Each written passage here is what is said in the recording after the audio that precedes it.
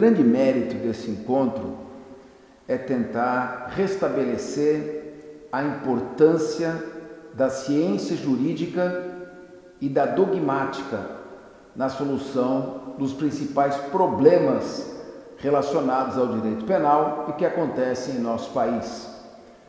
Diante da enorme instabilidade política, instabilidade jurídica que tomou conta do Brasil nos últimos 15 anos, há uma tendência da justiça se tornar muito prática e abandonar os padrões objetivos de legalidade em troca do uso retórico de princípios vagos, imprecisos e até de jargões para justificar decisões que muitas vezes são contrárias ao texto objetivo da lei e à própria letra expressa da Constituição.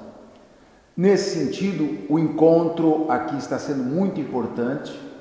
Nós estamos discutindo a lei de lavagem de capitais sobre vários prismas, sobre vários aspectos, o aspecto da eficiência, por exemplo, o aspecto garantista da proteção dos direitos humanos, de uma investigação que obedeça ao devido processo legal, de um processo que atenda ao contraditório e à ampla defesa, sem comprometer a eficácia na proteção do patrimônio público e de outros valores ligados, é claro, ao delito de lavagem, que dificulta a persecução penal e a recuperação de ativos.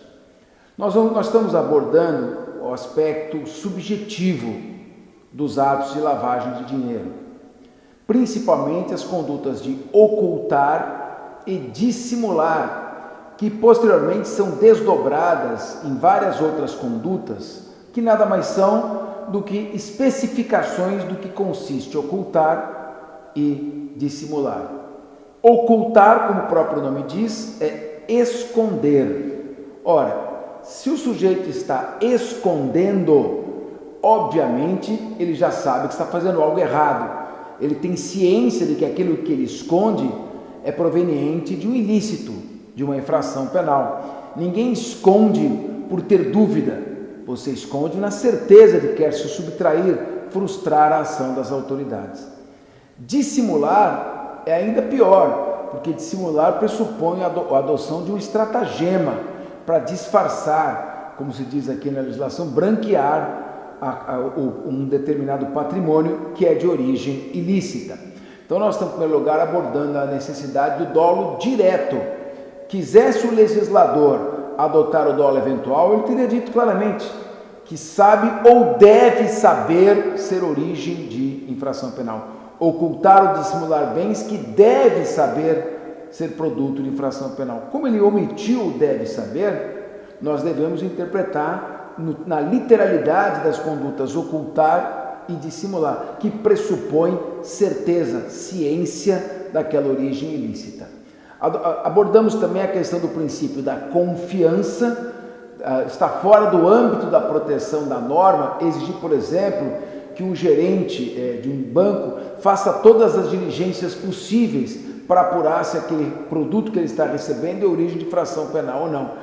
Ele age dentro de ações padronizadas socialmente. Se aquilo, pela própria natureza, não tem uma aparência clara de infração penal, não cabe a ele maiores diligências para investigar. Não é seu dever fazer isso. Ele age na confiança de que o seu cliente, aquele que está trazendo os recursos, atua dentro da legalidade. Abordamos também à luz do princípio da confiança. E, finalmente, no que diz respeito à improbidade administrativa, nós superamos aquela questão inicial, logo que entrou em vigor a Lei 8429, em que a lei de improbidade era vista como uma lei civil, em que bastava a voluntariedade, ou seja, praticamente responsabilidade objetiva. Isso levou à inclusão de inúmeras pessoas indevidamente no polo passivo das ações de improbidade, bloqueios de bens, ações intermináveis e, como havia muitos réus que estavam lá sem necessidade, as ações nunca terminavam e havia impunidade, além, é claro, da injustiça de pessoas inocentes ter o seu bloqueio de bens por tempo indeterminado.